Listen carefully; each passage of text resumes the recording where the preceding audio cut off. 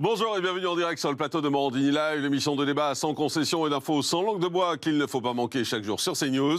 Morandini Live numéro 983. Allez, je vous présente mes invités qui vont m'accompagner jusqu'à midi. Maître Pierre Gentillet, bonjour. Merci d'être avec nous. Vous êtes avocat. Pierre-Marie Sèvres, bonjour. Merci également d'être là. Directeur et porte-parole de l'Institut Justice. Éric Revel, éditorialiste politique, bonjour. Et puis Rost, président de Banlieue Active, bonjour. Et merci également d'être avec nous. Allez, on va parler politique maintenant, si vous le voulez bien. Et on va parler tout d'abord du dernier sondage.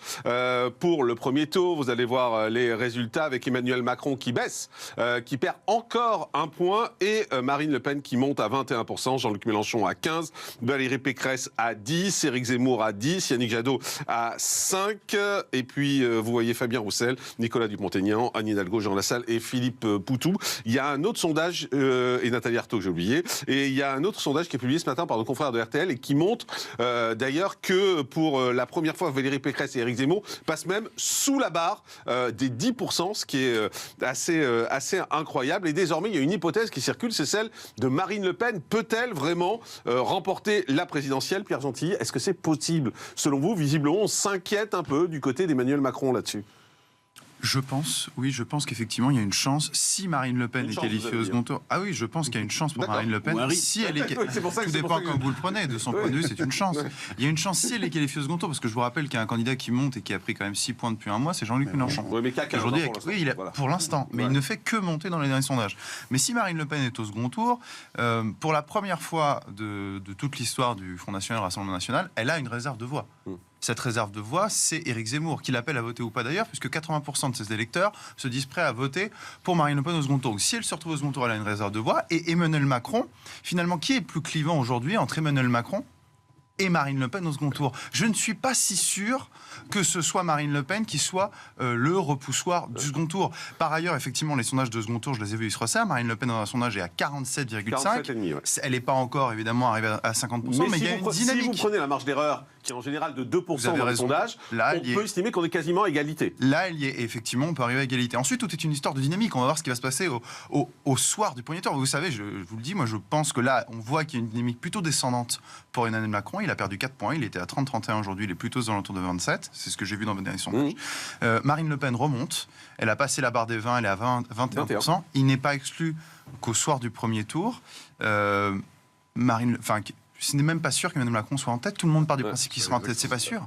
Rost, il y a 5 ans, quand il y a eu l'élection présidentielle, en fait, c'était tout sauf Marine Le Pen. Est-ce qu'au soir du premier tour, on risque pas de se retrouver avec un mot d'ordre qui soit tout sauf Emmanuel Macron, vu l'état de la société aujourd'hui? Et évidemment, vu l'état de la société, c'est pas l'état de la société, c'est ce qui a été fait pendant ces 5 ans. Les mesures, les deux sont liés. Oui. La colère qui est dans la société aujourd'hui, c'est aussi lié à ça. Absolument. Et toute cette politique qui a été faite pendant 5 ans, et avec l'espoir qui a été placé dans l'élection de Macron pour changer tout un système qui est établi depuis très longtemps, où ils nous disaient tous gauche-droite, gauche-droite, gauche-droite, qui se passait le pouvoir et que rien ne changeait.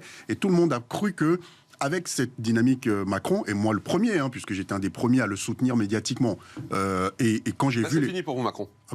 Évidemment. Quand j'ai vu les premières mesures qui ont été prises, et puis j'ai vu l'humiliation qu'il nous a faite à l'Élysée, lorsqu'on a été rendre le rapport Borloo, sur les banlieues. Moi, j'ai eu une coupure à ce moment-là, c'était terminé.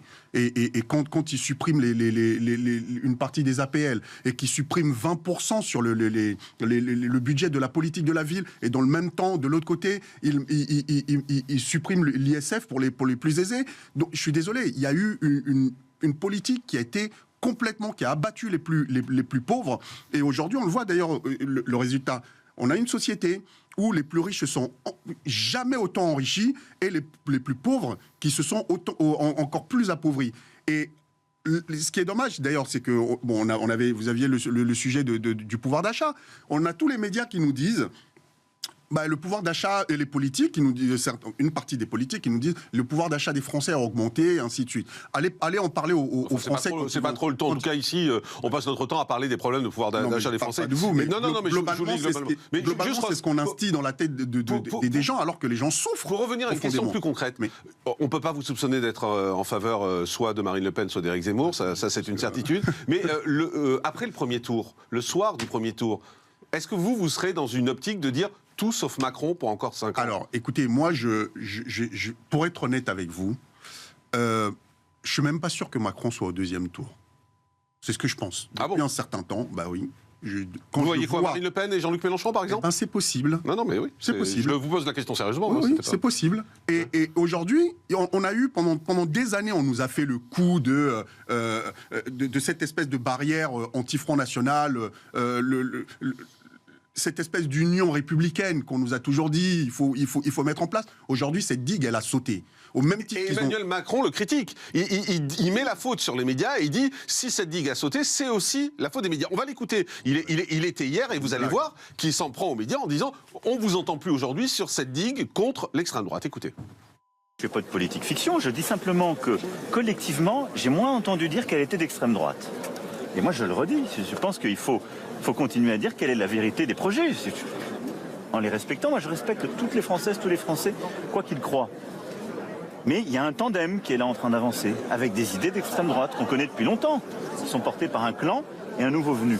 Je les combats avec force, mais je ne les banalise pas. Les médias que vous étiez disaient c'est terrible, Front républicain, etc. Les forces politiques républicaines disaient jamais. Il n'y a plus cette réaction, elle n'est plus là. Les gens ont détourné le regard, disent c'est plus sympathique, l'ont banalisé, et il ne faut pas s'étonner. Pierre Marichal, est-ce qu'il a raison, Emmanuel Macron, là? Moi, je me dis, de manière générale, sur les sondages, j'avoue que on peut avoir des discussions et je peux avoir des réflexions, etc. Mais je me dis que de manière générale, en politique, rien n'est rationnel. On ne peut rien prédire, on ne peut rien prévoir, ou à peu près rien. Donc, là, sur son attaque contre les médias en disant vous faites plus barrage, en gros, c'est pour reprendre ces mots, parce que moi je l'ai déjà dit hier, je ne sais pas des mots que j'emploie, mais vous ne faites plus barrage à l'extrême droite. Je pense que pour lui, c'est une stratégie qui est complètement logique de son point de vue. Effectivement, il sent bien que maintenant son adversaire, qui commence peut-être un petit peu à lui chauffer les pieds, ça commence à arriver, il se dit oui, il faut absolument remettre cette digue-là, qui est la seule qui peut me sauver. Mais est-ce que son erreur, c'est de ne pas avoir fait de campagne? Il n'a pas fait de campagne, Emmanuel Macron. Là, tout à coup, on est à 8 jours du scrutin, et il sort, et il dit attention, il y a peut-être un danger avec Marine Le Pen. Le contexte était très favorable pour lui. Il y avait l'histoire du Covid qui pendant un temps, en tout cas... Est-ce que c'est pas un mépris, au fond? Mais je suis d'accord, je suis complètement d'accord. Moi, j'ai trouvé ça scandaleux à titre personnel, mais en termes stratégiques, je me mets à sa place et je me dis, en termes stratégiques, ça avait du sens. Maintenant, il ne contrôle pas tout, personne ne contrôle les événements internationaux. Ça lui a servi pendant quelques semaines, visiblement, ça retombe tout de suite. Mais ce qui est extraordinaire, c'est de le voir mettre le doigt là-dessus, sans parler de ce qui s'est passé pendant les 5 ans, sa politique. Alors il veut pas rendre des comptes. Oui, mais c'est un problème. Et ce qui me fait rire, c'est que les médias l'ont servi pendant tout ce temps, pendant ces 5 ans. Moi, j'ai pratiquement pas entendu grand média en critiquer la politique de Macron. Donc, tout le monde l'encensait, et là, ces derniers temps... et là, il s'en prend aux médias. Alors, il y a quelque chose qui est bizarre. Moi, c'est ça qui me fait rire. C'est ça qui est assez étonnant. Il s'en prend aux médias parce qu'il a peur. Parce qu'encore une fois, moi, je vous dis, je ne l'aurais pas dit en 2017, mais je crois sincèrement que la détestation d'Emmanuel Macron au second tour peut jouer en faveur de Marine Le Pen. Je pense que là, Emmanuel Macron a essayé, comme on l'a dit ici, parce que je rejoins Pierre-Marie, c'est sa stratégie. Parce que sinon, on parlerait de quoi? Si on parlait pas du Covid, il a eu le Covid et ensuite il a eu la guerre en Ukraine. Pour ça d'ailleurs qu'il est monté très haut dans les sondages, il a eu sa stature internationale. Parce que sinon là on parle de quoi? Et d'ailleurs on n'en parle même pas assez là, c'est de son bilan. Et puis il n'y a pas que son bilan, pardon, là, s'il baisse un peu dans les sondages, on en a parlé aussi, mais c'est parce qu'il y a les scandales qui sortent. Le scandale McKinsey, comment se fait-il, on ne va pas faire le sujet là-dessus, mais je veux dire, comment se fait-il qu'un candidat à la présidence de la République, je veux dire, l'affaire Fillon à côté, c'est peanuts, quoi, je veux dire, on parle de quelqu'un quand même qui a, il s'est quand même servi de McKinsey bénévolement pendant sa campagne, et là, subitement, McKinsey voit ses commandes exploser auprès de l'État. Le premier conseil pendant la crise, 13 millions, c'est McKinsey. Comment se fait-il qu'à aucun moment, le candidat à la présidence de la République, président Emmanuel Macron, ne réponde sur ces questions? C'est spectaculaire. Enfin, je veux dire, là, l'affaire Fillon à côté, c'est rien du tout. En matière de collusion, en matière de dépenses, on est passé de 300 millions de dépenses à presque 1 milliard de cabinets de conseil, et auprès de cabinets de conseil américains. Donc des données qui sont parties, c'est presque de la trahison, pardon, je veux dire, excuse-moi. On a donné à un État étranger des informations informations qui sont des informations qui concernent la santé des Français et surtout la stratégie de On a l'État. donné à une société étrangère. Une société qui Non, est mais basée c'est aux important. États-Unis, Ouais, tout à fait. qui est basée aux États-Unis fait. et pour laquelle, à mon avis, l'administration américaine n'a aucun problème Mais à c'est pas récupérer l'État ces Il y a quand même données. quelque chose qu'on Oui, pourrait mais dire. c'est très facilement. Quand même quelque chose à rajouter sur l'histoire de. Il y a une injustice qui, moi, me voit, que j'aimerais qu'on mette un peu plus en avant. En 2017, l'affaire Fillon, le PNF s'est autosaisi pour beaucoup moins Parquet que ce national qui financier. existe aujourd'hui. Absolument. Donc là, c'est à se demander si effectivement François Hollande à l'époque n'avait pas poussé le PNF, on se doute que c'était le cas, poussé le PNF à lancer une enquête contre François Fillon parce que c'est un adversaire politique. Donc finalement, la justice et le droit, on parle de parquet national financier, de justice de droit, finalement Mais c'est qu'est-ce très que vous voulez faire politisé et là, ça face se à un voit. candidat qui ne répond pas aux questions? Qu'est-ce que vous voulez faire? C'est en train de Il lui répondra à la payer. Il est en justice. train- ouais. Justement, c'est là où on se rejoint à peu près tous ici pour l'instant, c'est qu'il est peut-être en train de le payer dans les sondages et il va peut-être le payer parce qu'il essaie de se soustraire au débat. Il ne parle pas de son bilan, il ne parle pas de ses affaires.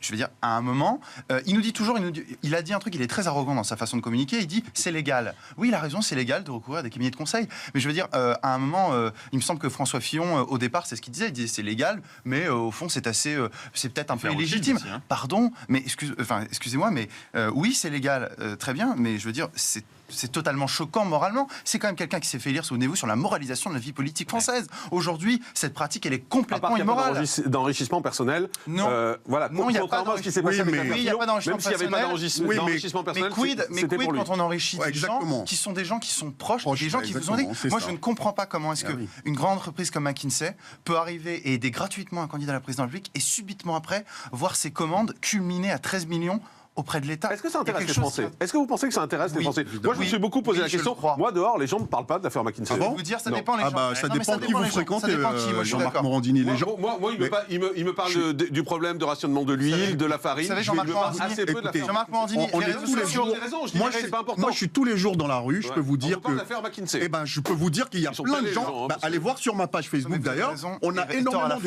énormément de gens qui nous envoient des messages pour nous dire. Oui, mais c'est les politiques. Mais C'est non, des non, gens rien à voir. politisés. Mais pas C'est du des tout. gens- C'est des gens Vous savez, politisés. Pas du tout. Jean-Marc pas du Morandini, tout. en une phrase, vous savez, depuis une Pas du semaine tout. et demie, depuis ce scandale, tous les jours, je sais que c'est pas la France, mais tous les jours sur les réseaux sociaux, par exemple sur Exactement. Twitter, en top tweet, McKinsey. mais oui, C'est utilisé mais je politiquement. sais que c'est une partie de la C'est France, utilisé politiquement. mais ça veut dire qu'il y a une partie des gens. Encore une fois, je dis pas que c'est- mais c'est pas une partie des gens. C'est les opposants politiques à Emmanuel Macron Mais pas du qui tout. mobilisent les Il y a gens. aussi des gens qui s'interrogent Eric la Revel. politique. Eric Revel. J'aimerais revenir sur ce qu'a dit Emmanuel Macron tout à l'heure, sur les médias Allez-y. sont responsables de la montée de l'extrême droite. Il faut quand même savoir que quasiment depuis le début de ce quinquennat, les gens qui entourent Emmanuel Macron parient sur un second tour Macron-Le Pen. Absolument. Donc d'une certaine manière, Ça il y a arrangeait beaucoup de bien. décisions qui ont été prises ou des événements qui ont tout fait pour faire monter Marine Le Pen. Donc c'est intéressant aujourd'hui d'entendre Emmanuel Macron se plaindre de la montée de Marine Le Pen. Maintenant, sur les sondages, je pense qu'il y a un point très important, Jean-Marc. Vous avez cité 2 sondages tout à l'heure. Il y en a un qui est, à mon avis, très intéressant et il faudra voir si ce qu'il montre va continuer. Je m'explique. C'est qu'aujourd'hui, vous avez visiblement une Valérie Pécresse et Éric Zemmour qui baissent. Ça veut dire qu'il y a peut-être un vote à droite et à la droite nationale qui est en train d'être siphonné vers un vote utile en direction de Marine Le Pen. Ce qui pourrait expliquer qu'elle va continuer à monter graduellement, parce que si l'électorat d'Éric Zemmour et de Valérie Pécresse, qui est en dessous de 10, vous l'avez dit, continue à s'amoindrir, alors ça veut dire que Marine Le Pen aura sans doute un score plus élevé dès le premier tour. Et à contrario, il me semble que Jean-Luc Mélenchon, lui, a fait le plein des voix du vote utile. Parce que, à contrario, on voit que les petits, entre guillemets, candidats de gauche, à part Jadot, je crois, qui perd un point, ils ne perdent plus grand-chose. C'est-à-dire qu'ils sont quasiment à l'étiage. Anne Hidalgo, elle est toujours à 2. Ça veut dire que le vote utile en direction de Mélenchon, je pense qu'il est stabilisé, autour de 15 ou de 16. En revanche, si la tendance de siphonnage de l'électorat de Zemmour et de celui de Pécresse se continue, ça veut dire que Marine Le Pen terminera le premier tour, à mon sens, à plus de 20 points. Et il est 11h15, voici CNews Info avec Simon Guillain. En Ukraine, il n'est pas certain que l'évacuation des civils de Mariupol puisse avoir lieu aujourd'hui. C'est l'alerte du Comité international de la Croix-Rouge. Selon l'organisation, tous les détails ne sont pas suffisamment réglés pour être sûr que l'évacuation puisse se passer en toute sécurité. La remise de 18 centimes par litre de carburant entre en vigueur aujourd'hui. C'était une promesse du gouvernement pour soutenir les automobilistes face à la flambée des prix. Le gasoil repasse sous la barre symbolique des 2 € par litre et les professionnels du secteur prévoient une forte affluence dans les stations-service pendant quelques jours. Au procès du 13 novembre, des images de l'attaque du Bataclan vont être diffusées aujourd'hui dans la salle d'audience. C'était une demande d'une association de victimes. Une vingtaine de photos de la fosse et des extraits sonores ont été sélectionnés. L'objectif est notamment de confronter les accusés à l'horreur de ces attaques. Allez, on va continuer de parler de ce premier et de ce second tour de l'élection présidentielle. Et c'est vrai qu'on a le sentiment que les vrais débats et les débats de fond sont absents. Je voudrais vous montrer 2 extraits qui ont fait pas mal de buzz hier. Ça s'est passé sur France 2. Il y avait l'émission politique de France 2. Et voilà par exemple sur quoi a été interrogée Marine Le Pen. Dernière question, si vous êtes élu, vous irez seul à l'Élysée en femme célibataire. Il n'y aura pas de monsieur, dame, monsieur, je sais pas comment on appelle ça, première dame. En même temps, monsieur première dame. Vous savez, je suis célibataire. Monsieur premier homme. Donc, je ne vais pas aller me trouver un mari au motif qu'il faudrait entrer à l'Élysée avec un mari. Je trouve juste étonnant que ça étonne en 2022 en France qu'une femme célibataire soit suspectée peut-être d'être moins performante qu'elle n'est pas accompagnée d'un mari. Ça va bien, merci. Je pourrais consacrer l'intégralité de mon temps aux Français comme ça. Voilà, émission politique, grande émission politique sur France 2, service public. Et écoutez, quand il y a eu Nathalie Arthaud dans la même émission, regardez ce qu'on lui a demandé.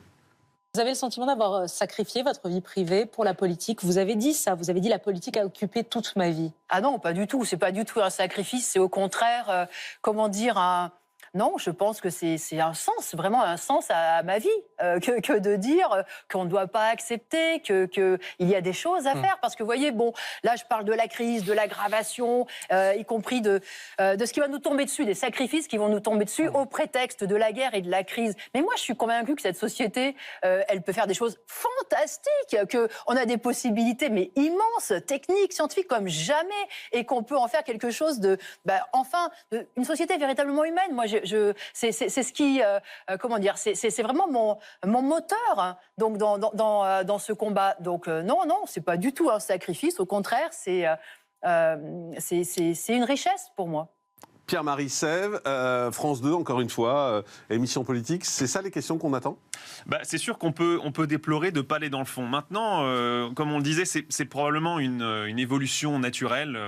Maintenant, les gens s'attachent aux personnes. On a envie de savoir qui sont les gens qu'on va élire. Mais moi, le premier, je vais vous dire, c'est vrai que je me suis surpris de temps en temps. Là, je regardais une émission au tableau là, avec des enfants. C'est vrai que je me suis surpris à mon cerveau qui trouvait des infos intéressantes. Alors qu'en soi, oui, au tableau, elle n'avait rien changé. Au tableau, c'est fait pour ça. J'ai envie de dire, moi, je trouve qu'une grande émission politique, voilà, les questions de vous y allez seul, vous y allez pas seul, vous aviez sacrifié votre vie privée.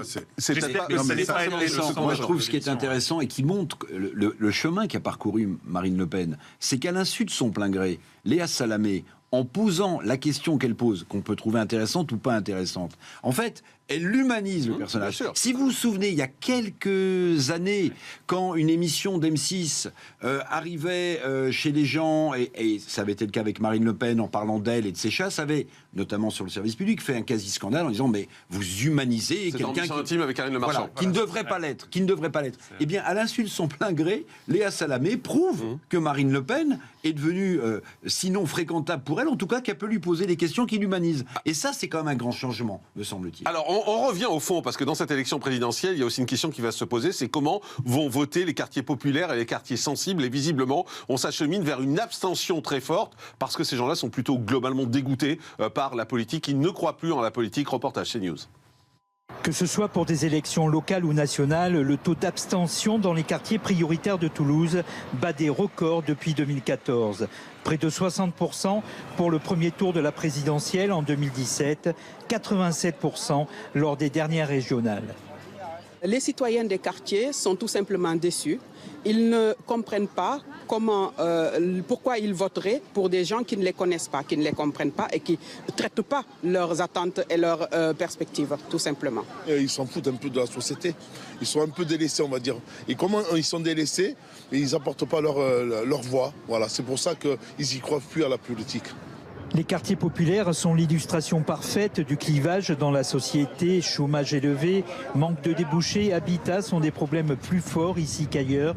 Les gens se disent à quoi bon voter, notre vie ne changera pas. Dans les quartiers populaires, peut-être y a-t-il encore plus que dans certains autres bureaux le sentiment que la réponse politique, notamment aux élections nationales, ne concerne pas les problèmes que les gens rencontrent au quotidien. Il faut que nos responsables politiques nationaux démontrent qu'au-delà des élections, ils sont en capacité à apporter des réponses concrètes.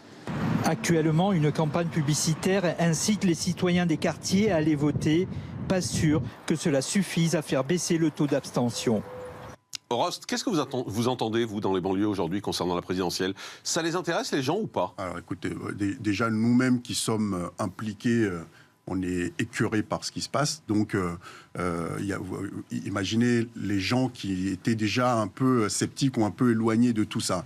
Eux, vous savez, hein, les gens, ils sont factuels.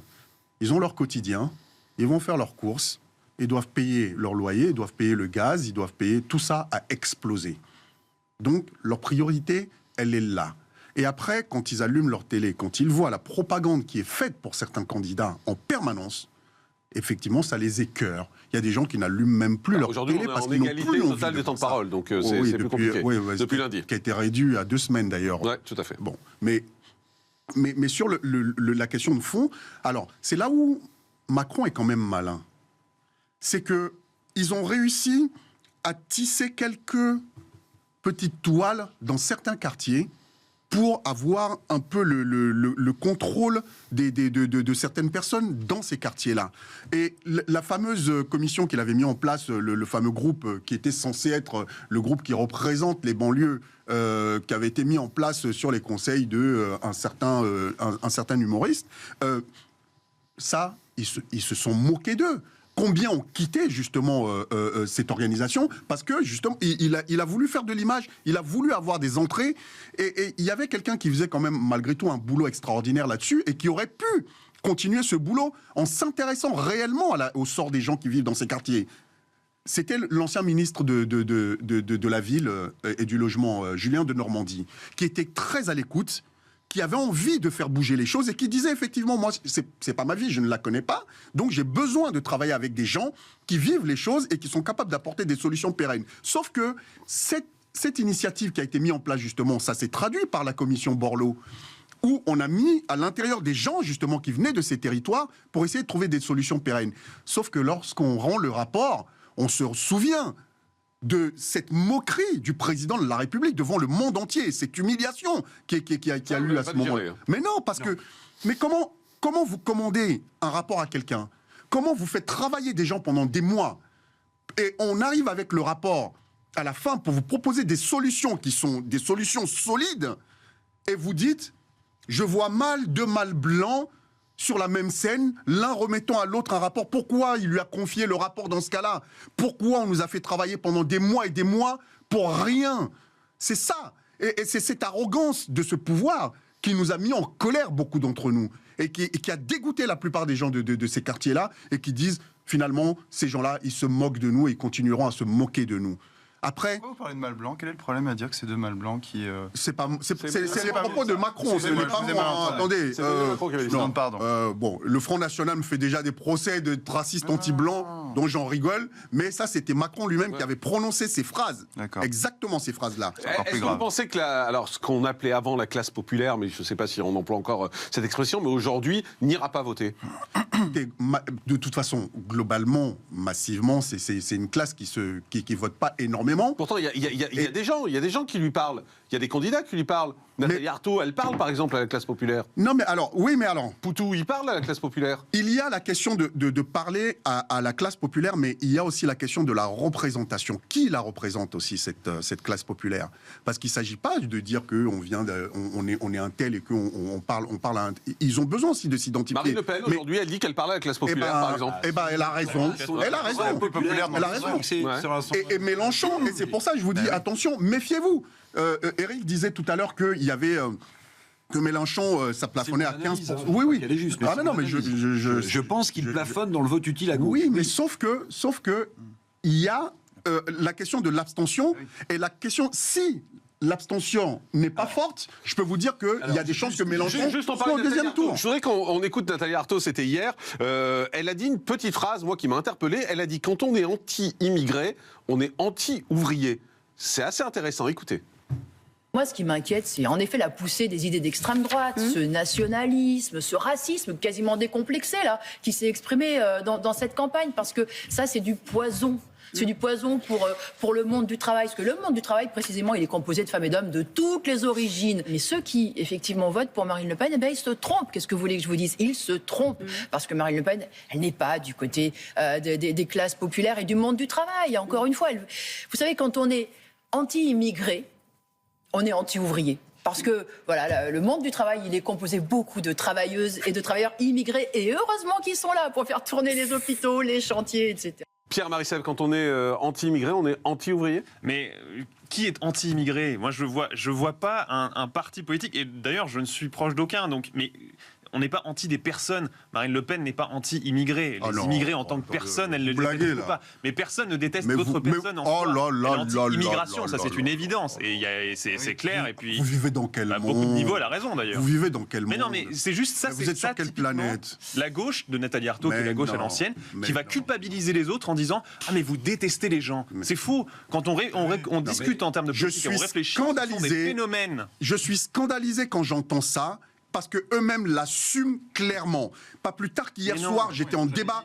Pas plus tard que hier, j'étais en débat avec Julien Audoul. Et Julien Audoul, sur la question de l'immigration, il le dit clairement. Il dit pas que la question de l'immigration. Il est anti-immigration, pas anti-immigré, c'est pas la même chose, Rost. Mais oui, c'est ça la différence. C'est une grosse nuance. Je suis. Mais alors, vous jouez avec les Non. mots. L'immigration, c'est un principe. Vous le savez très bien. Ils ont toujours parlé de la préférence nationale. Oui. Et la préférence nationale, c'est quoi alors? Dites-moi. C'est préférer les les Français aux c'est lutter contre le phénomène de l'immigration. Voilà, vous venez vous-même de répondre à la question. Je suis désolé. 95% des pays du monde font ça. Une grande différence entre se positionner sur l'immigration illégale ça, c'est autre chose. Et avoir une haine, j'allais dire, ciblée sur des personnes. C'est très différent. Mais surtout, Nathalie Arthaud, mais elle a la mémoire extrêmement courte. Être contre les immigrés, c'est être contre les ouvriers, mais... Elle généralise d'ailleurs. Mais non, mais est-ce que vous vous souvenez de ce qu'avait dit Marchais quand il disait il faut arrêter l'immigration dans ce pays, qui était quand même le patron du Parti communiste français, parce que ça empêchait les ouvriers, disait-il, français, d'avoir un job. Je veux dire, Georges Marchais, vous n'allez pas, mon cher Ross, le traiter de raciste. Pas du tout. Mais et j'ajoute une petite chose, parce qu'on a oublié de le dire, et c'est très important, c'est que sur un second tour, alors on verra si votre pronostic est le bon, Jean-Luc Mélenchon face à Marine Le Pen au second tour. Mais il y a un truc que vous oubliez, évidemment, ça vous gêne, Rose, parce que vous ne voulez pas aborder ce sujet-là. C'est qu'au second tour, c'est-à-dire qu'au second tour, si Marine Le Pen est au second tour, vous avez regardé dans les sondages combien d'électeurs de la France insoumise votent Marine Le Pen? Ah mais de toute façon, ils sont très proches. Voilà, 30 à 40% voteraient pour Marine Le Pen au second tour. Et vous, voyez? Et vous? Entre Marine Le Pen et Emmanuel Macron? Pardon? Entre Emmanuel Macron et Marine Le Pen. Écoutez, on verra. Non, mais c'est pas une réponse, on verra. Vous avez réfléchi. Alors déjà, si je vais voter, je vais voter blanc. Vous votez blanc. Voilà. Si je vais voter blanc. 11h31, merci de nous retrouver en direct sur CNews. Pierre Gentilly, vous vouliez revenir sur la phrase dont on a parlé tout à l'heure de Nathalie Arthaud, qui évoquait le fait que quand on était anti-immigré, on était anti-classe populaire. Moi, je pense anti-ouvrier. Cette phrase, elle résume tout à fait la raison pour laquelle aujourd'hui le total des voix de gauche ne dépasse pas 20-25%, alors même que la gauche a dirigé plusieurs fois dans notre pays. C'est-à-dire que la gauche a complètement fait l'impasse sur la question identitaire. Elle ne comprend pas le rapport d'une grande partie des Français et une part croissante à l'immigration. Elle ne comprend pas le malaise identitaire. Souvenez-vous le sondage qui est paru sur le grand remplacement, sondage de Challenge en plus, donc on ne peut pas suspecter Challenge d'avoir trafiqué ce sondage et d'être en faveur du grand remplacement. Et qui montrait que 66% des Français craignaient un grand remplacement. Donc ces thématiques identitaires montent progressivement. Là, elles redescendent un petit peu pour cette fin de campagne, je suis d'accord, parce qu'on parle du pouvoir d'achat.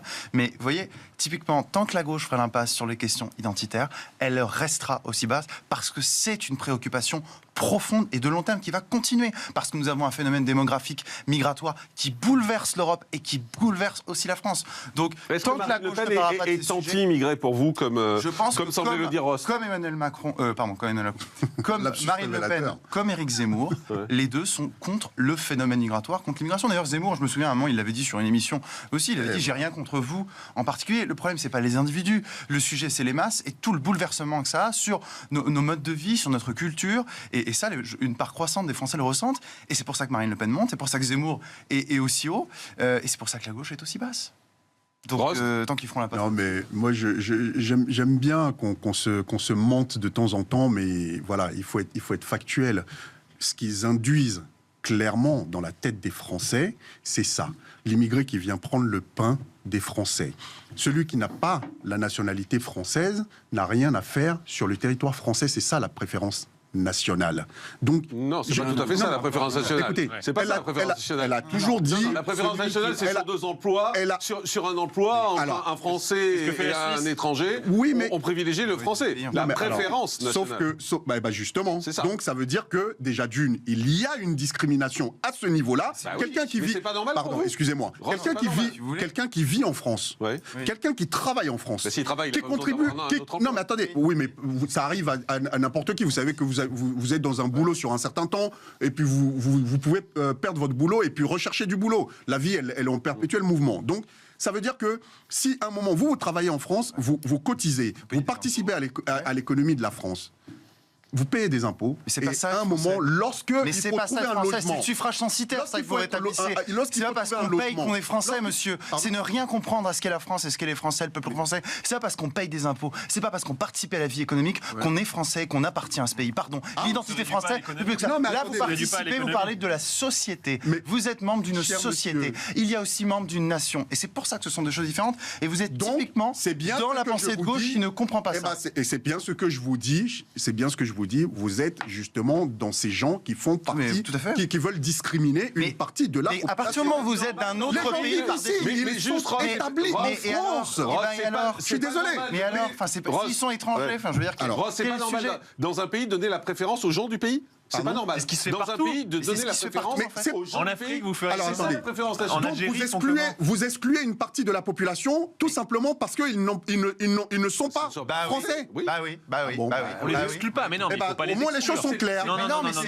Au moins les choses sont claires. La préférence aux Français, c'est pas une exclusion. Il ne s'agit pas de les exclure. Donc dans ce cas-là, il faut la réciprocité. C'est-à-dire, dans les autres pays, il faut faire exactement la même chose. Lorsque vous avez des Français, vous savez ce qui se passe en fait quand vous avez des Français à l'étranger. Alors moi, j'ai un regard des deux rives. C'est ça aussi qui fait peut-être que mon jugement est peut-être biaisé, comme vous le dites. Non, mais votre jugement est valable. Moi, j'ai un regard des deux rives. Quand je vais, par exemple, dans beaucoup de pays en Afrique, par exemple, je vois les Français, la façon dont ils sont considérés, la façon dont ils sont accueillis, la façon dont ils vivent dans ces pays-là. Et quand je viens en France, on les appelle d'ailleurs, on les appelle pas les immigrés d'ailleurs, on les appelle les expatriés. Lorsqu'on vient en France, on est étranger et on est les pestiférés la plupart du temps. Donc il y a un moment où je pense qu'il faut aussi remettre les choses dans leur contexte. On est migrants pour les uns et on est réfugiés lorsqu'on est blanc. Non, il y a plein de choses qui font qu'à un moment, les gens ne comprennent pas. Parce que la couleur vient faire au milieu, encore une fois. C'est vous qui mettez la notion de couleur, là on parlait de nationalité. Je vous ai pas parlé de couleur.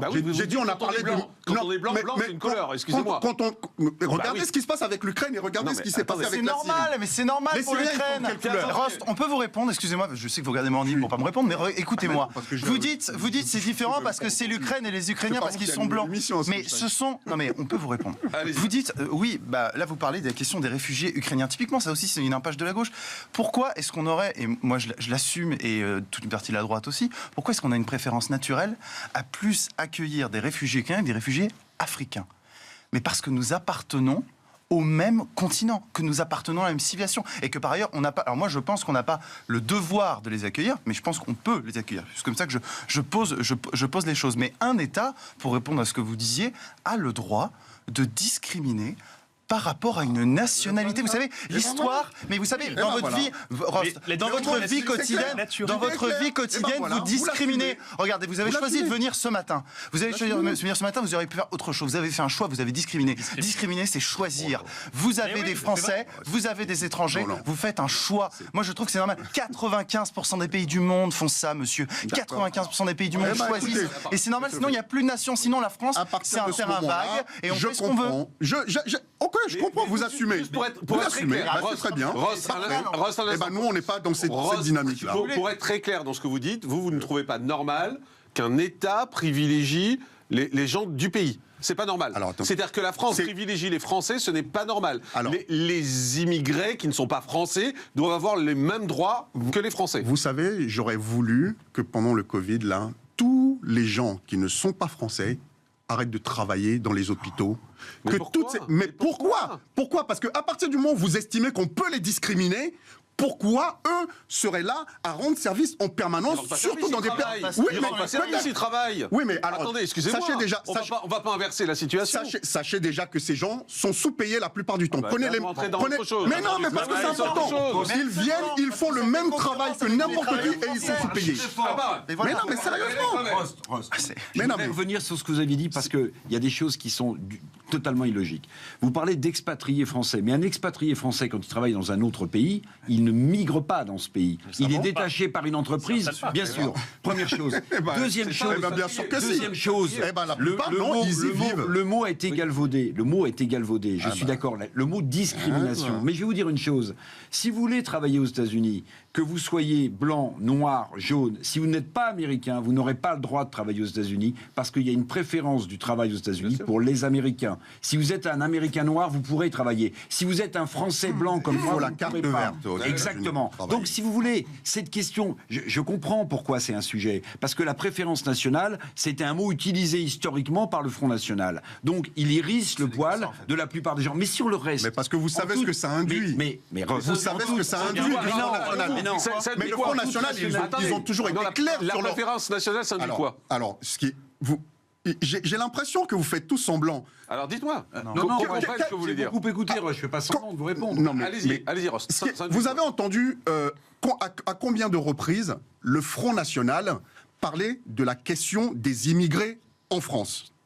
Combien de fois? Même si Marine Le Pen essaye aujourd'hui... Ne partez pas sur une chose. La préférence nationale, ça induit quoi? Vous dites, on le sait, ça induit quoi? Alors, déjà, un choix, oui. Dans l'idée du Front National, quand vous n'êtes pas blanc, c'est un problème. Ils le disent. Pourquoi vous remettez la couleur au milieu? Mais parce que ce sont eux qui l'utilisent. C'est pas la préférence blanche, c'est la préférence nationale. On parle de nationalité. Pardon? Mais non, mais jamais. Vous avez dit ça. Attendez, ne pas être blanc, c'est un problème. Ne pas être blanc, c'est un problème. Le Front National a toujours eu ce discours en son sein.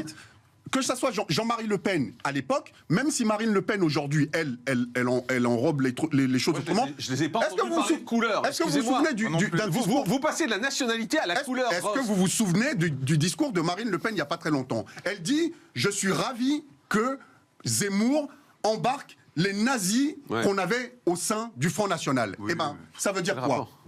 Non, mais vous partez dans tous les sens, Ross. Excusez-moi, vous partez dans tous les sens. On ressent. Vous voyez ce qu'il y a écrit à l'antenne? Il y a écrit la préférence nationale en débat. Il n'y a pas écrit la préférence blanche. Donc on parle de nationalité. Vous remettez toujours la couleur au milieu. Pourquoi? Mais parce que ce sont eux qui passent leur temps là-dessus. On vous parle pas de la préférence blanche. On vous parle de la préférence liée à la nationalité. Est-ce que vous êtes français ou est-ce que vous ne l'êtes pas? C'est pas est-ce que vous êtes blanc ou est-ce que vous êtes noir ou est-ce que vous êtes rouge ou violet? C'est pas ça. C'est vrai que les gens du Front National, quand ils avaient assassiné... Ross, c'est pas le débat. Non, mais vous mélangez tout. Excusez-moi. Quand ils avaient assassiné certains jeunes à Marseille... Vous avez des meurtres, on a de l'extrême gauche vis-à-vis de l'extrême droite, l'extrême vis-à-vis de l'extrême gauche. Oui, d'accord. Ok, c'est vrai que... La seule question qu'on pose, c'est est-ce qu'un pays a le droit de privilégier les gens qui sont de ce pays? Mais ça, c'est tout le pays. Vous me répondez non. Mais ça, c'est votre... Mais moi, je trouve qu'une discrimination n'a pas droit dans une société, tout simplement. Mais il y a des discriminations par nature. Enfin, je veux dire, ce mot est chargé émotionnellement, mais débile. C'est pas pour autant qu'il ne faut pas les combattre. C'est évident qu'on fait des choix. Quand vous recrutez quelqu'un, vous faites mécaniquement une discrimination entre plusieurs candidats. La question, c'est la légitimité de la discrimination. Ah bon, parce qu'il y a des discriminations. Vous comprenez pas ce que je veux vous dire. Il y a des discriminations qui sont légitimes. Il y a des discriminations qui sont illégitimes. Quand on discrimine sur la race, c'est une discrimination illégitime. La race n'existe pas, c'est la couleur, on parle. Mais pitié, voilà, je veux dire, sur des motivations racistes. Quand on discrimine à l'embauche sur des compétences, là, c'est une discrimination légitime. Donc, vous voyez, le mot discrimination, c'est un mot qui est un peu plus compliqué que la charge morale qu'SOS Racisme a voulu mettre. Donc, effectivement, monsieur, 95% des pays au monde privilégient, pour des questions de travail, pour des questions d'emploi, pour plein de raisons, leurs propres citoyens, les gens qui appartiennent à ce peuple, les gens qui appartiennent à cette nation. Et encore une fois, c'est ce qu'il y a de plus logique, parce que c'est quelque chose qui se fait. Et sinon, monsieur, il n'y a plus de nation. On découvre aujourd'hui que le Front National n'est pas un parti. Sinon, il n'y a pas de nation. Mais arrêtez de parler de racisme à tout bout de champ. Tous les pays du monde font ça. Mais parce que sinon, monsieur... Ah non, mais dans ce cas, ok. Mais à ce moment-là, je vais vous dire une chose. Si on ne fait plus de distinction entre les citoyens des différentes nations du monde, Mais à ce moment-là, monsieur, il n'y a plus de nation. Parce que si tout le monde peut être tout le monde, si tout le monde a les mêmes droits que tout le monde, mais on fait un État-monde, et nous appartenons tous à l'humanité. Non, elle se fait déjà. Mais Attendez, Il y a une chose vraiment qui m'énerve dans ce que vous dites. C'est pas vous en tant que personne, je le répète. On a eu le débat tout à l'heure, mais il y a une chose vraiment qui énerve, c'est que vous disqualifiez, que ce soit le Front National ou d'autres, j'imagine, il y en a d'autres que vous disqualifiez, pas sur ce qu'ils disent, mais sur ce que vous pensez qu'ils pensent. Parce que vous n'avez pas d'éléments. C'est moi qui pense qu'ils pensent. Oui, vous pensez. Les gens les combattent depuis des décennies. Pour ces propos, pour les conséquences que ça a. Mais vous les disqualifiez sur ce que vous pensez. Donc ça veut dire c'est moi qui pense que vous ne les disqualifiez pas sur leurs solutions. Je vais vous donner sur leurs analyses. Un exemple précis et qui va nous sortir de cette comparaison sans cesse qui est stérile face avec le Front National. Est-ce que vous vous souvenez de la direction du Rassemblement National? Est-ce que vous vous souvenez de la directive Bolkestein qui voulait imposer le fameux plombier polonais en France? Mais oui, mais il y a eu une levée de bouclier en France. Pourquoi? Pas parce que le polonais était noir ou parce qu'il était jaune, parce qu'on donnait l'impression que les plombiers français pouvaient perdre leur job en face de plombiers polonais qui, au nom de l'Union européenne, pouvaient venir travailler n'importe où. Donc, vous voyez, là, c'est Rost. Et contre les travailleurs français. L'exemple est bon, dites-le-moi. Y compris parce que là, en réalité, c'est pas une discrimination ni raciale, ni un problème d'immigrés qui viendraient d'un pays. Vous vivez pas les choses qu'on vit, je suis désolé. Vous pouvez nous raconter ce que vous voulez. Rost, il est bon mon exemple ou pas? Alors, il est bon. D'accord. 11h45 sur CNews. Merci de nous retrouver, Rost. Vous allez répondre à Eric Revel qui, juste avant la pause, vous expliquait qu'il y avait l'affaire du plombier polonais, on appelait ça comme ça, qui allait prendre la place du plombier français. Mais toujours, on a de toute façon. Et il n'est pas noir, il n'est pas blanc. On s'est toujours servi. De toute façon, les derniers arrivants ont toujours, subissent toujours ce que les autres ont subi avant. Donc, que les Français aient peur, parce qu'ils disent justement que ça baisse les salaires.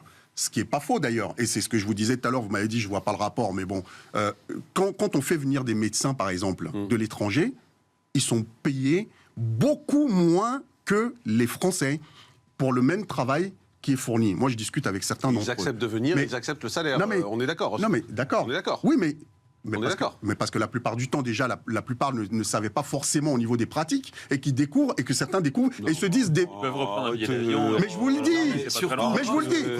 Mais je vous en parle au niveau des médecins. Vous êtes étranger quelque part, si vous n'êtes pas content, vous rentrez chez vous. Excusez-moi. Eh ben justement, c'est pour ça que certains repartent, et d'autres pas. C'est bien, c'est la liberté. Mais ça n'empêche pas... Les gens qui restent là, s'ils restent là, c'est parce qu'ils y trouvent un intérêt. Ça n'empêche pas qu'on vous en parle. Voilà, je vous dis tout simplement. Donc je peux comprendre que les Français, je peux comprendre que les Français soient inquiets quand il y a quelqu'un d'autre qui arrive. Mais si, non, vous n'avez pas répondu. La préférence nationale, quand les gens se sont mobilisés pour éviter que Bolkestein ne déboule trop, c'était pas un problème de couleur de peau, c'était simplement l'idée qu'on se faisait que, d'abord parce qu'un plombier en plus c'est un artisan, donc ça incarne la proximité, et qu'on n'avait pas besoin de plombiers qui venaient de Pologne. Mais on n'a rien, j'allais dire, de manière ségrégationniste contre les Polonais. Mais c'est pas ça le sujet. Mais ça fait pas une généralité sur l'ensemble des problèmes que notre société connaît. Mais Rost, ça c'est un problème précis. Je vous le redis encore une fois parce que vous voulez pas le comprendre. Ça s'appelle la préférence nationale. C'est lié à la nation, c'est lié à la nationalité. Point. On parle pas de préférence de couleur, on parle pas de préférence raciale. Il y a des plombiers noirs ou arabes qui sont bien contents qu'il n'y ait pas des Polonais qui viennent leur piquer leur boulot. Mais je suis stupéfait parce que on parle de la question de racisme qu'il y a au fond de ces partis, de certains de ces partis. Racisme. D'accord. De dire que les Français Front National, c'est pas raciste. Non, attendez. C'est pas. Là, on a pris un petit pan de la question, mais on parlait d'une question plus globale. On parlait de préférence nationale. Oui, mais on parlait de la question du Front National et de ces questions-là au départ. Donc, c'est moi qui ai évoqué cette question de la préférence nationale, qui a toujours été évoquée pour masquer d'autres choses qui sont beaucoup plus profondes. Vous pensez que demain, si le Front National... Je vais vous poser une question très courte. C'est vrai que les propos de je vais vous poser une question très courte. Mais si demain... Je peux vous poser une question très courte. Vraiment, très sérieusement. Parce qu'en fait, là, ce que vous nous dites, elle est très courte, elle est très rapide. Ce que vous nous dites en gros qu'il y a un amalgame qui est fait par le Front National, par ce que vous appelez l'extrême droite, entre la préférence nationale et la préférence raciale. Si demain, Marine Le Pen arrive au pouvoir, est-ce que vous pensez sincèrement que ce sera l'apartheid en France? Pardon ? Si demain Marine Le Pen arrive au pouvoir, est-ce que vous pensez sincèrement que ce sera l'apartheid en France ? Parce que là, quand je vous écoute, j'ai l'impression que c'est ça. C'est-à-dire qu'on a l'impression que ce sont des nazis qui dites-le, parti et qu'on ça va devenir l'Afrique du Nord. Je vais vous répondre déjà clairement. Super vite. Les opposants au Front National déjà sont bannis. Ah bon, vous pensez qu'ils vont la plupart du temps, c'est le cas. Moi, je le vois. Lorsqu'ils vont... Alors, attendez, je vais vous dire... Mais on n'a plus le temps, alors allez-y, vite. À partir du moment où ils arrivent au pouvoir quelque part, quand ils ont un pouvoir de nuisance, ils le mettent à l'encontre des opposants. Bah, moi-même, je l'ai vécu avec eux, avec la région Île-de-France. Mais ils dirigent pas la région Île-de-France. Non, mais ils y sont. Et à chaque fois qu'il y a des projets qui sont proposés, ils sont dans l'opposition, ils sont pas dans la direction. Par des gens. Mais c'est l'opposition, ça s'appelle. Mais c'est pas une opposition. Allez, merci à tous, merci beaucoup. Bon week-end. On se retrouve lundi en direct. Bye bye.